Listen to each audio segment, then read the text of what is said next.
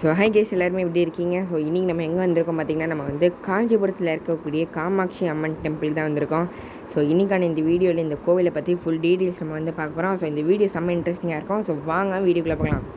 So இந்த கோவில் உள்ள என்ட்ரான உடனே வந்து பார்த்திங்கன்னா, இங்கே வந்து ஒரு மண்டபம் வந்து வச்சுருக்காங்க. ஆல்சோ நான் உள்ளே நுழைஞ்ச உடனே நோட்டீஸ் பண்ண விஷயம் இந்த கோவிலுடைய தெப்பக்குளம் தாங்க.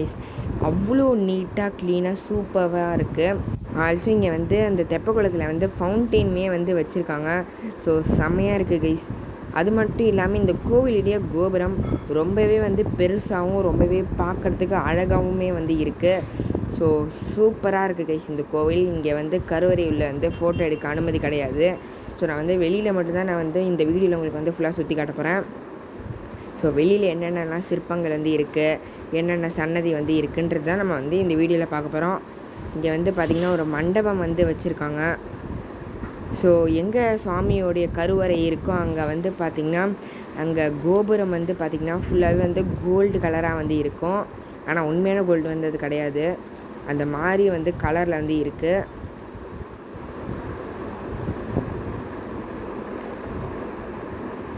ஸோ நாம் வேறு வந்து பார்த்திங்கன்னா வெயில் நேரத்தில் வந்துட்டோம். ஸோ பொடி வேறு வந்து இங்கே சுடும். ஸோ ஆல்சோ இங்கே வந்து ஒயிட் பெயிண்ட் வந்து உங்களுக்கு அடிச்சிருக்காங்க. ஸோ அதனால் வந்து உங்களுக்கு பிரச்சனையும் கிடையாது.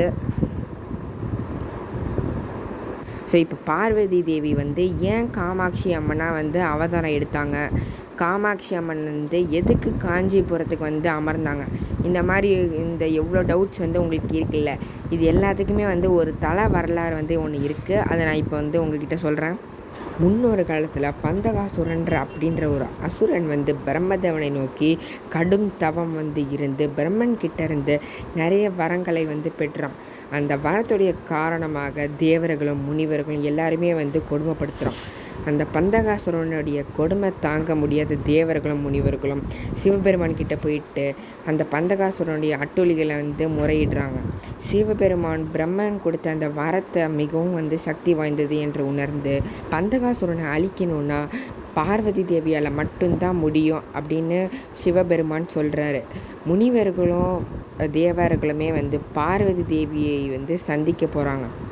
ஸோ அந்த சமயத்தில் அன்னை பராசக்தி வந்து காஞ்சி காமக்கோட்டத்தில் வந்து செண்பக மரத்துக்கு கீழே சிவலிங்கத்துக்கு வந்து பூஜை செஞ்சுக்கிட்டு இருக்காங்க. அங்கே வந்த முனிவர்களும் தேவர்களும் அன்னை பராசக்தியை வணங்கி ஸோ தேவர்களுக்கும் முனிவர்களுக்கும் நடந்த இன்னல்களை வந்து பார்வதி தேவி கிட்ட வந்து சொல்கிறாங்க. பந்தகாசுரனை வதம் செய்ய முடிவெடுத்த பார்வதி தேவி தன்னுடைய 12 கைகளுமே 12 ஆயுதங்களை ஏந்தி பைரவ ரூபினியாக மாறி அவனை தேடி வந்து போகிறாங்க.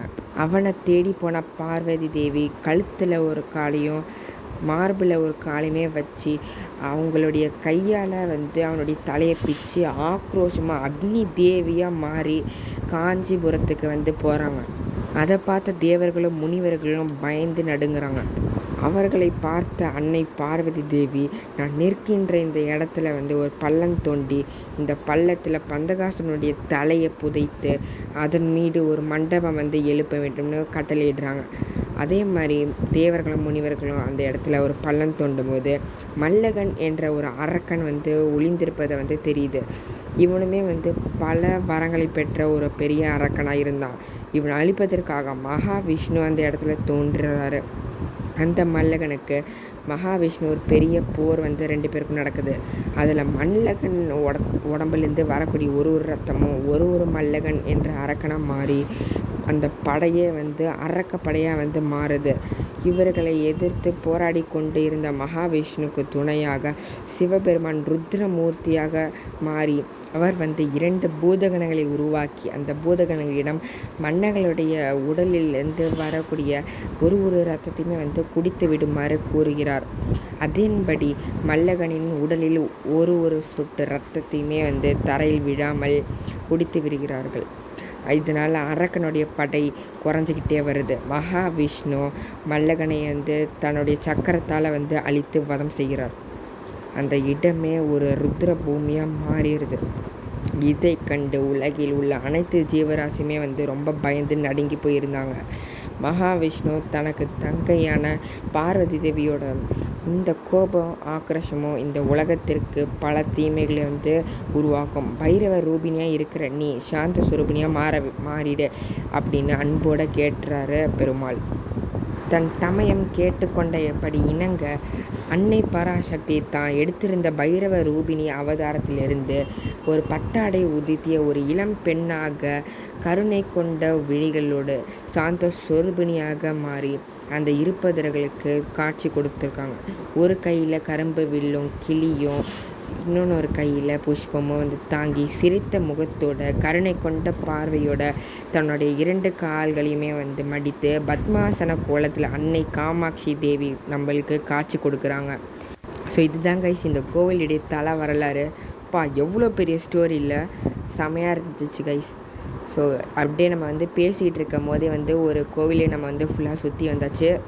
ஸோ இப்போ இந்த கோவில் வந்து எங்கே அமைஞ்சிருக்குன்னு வந்து பார்ப்போம். சென்னையிலேருந்து 60 கிலோமீட்டர் தொலைவில் காஞ்சிபுரத்துடைய மைய பகுதியில் தான் வந்து இந்த கோவில் வந்து அமைஞ்சிருக்கு.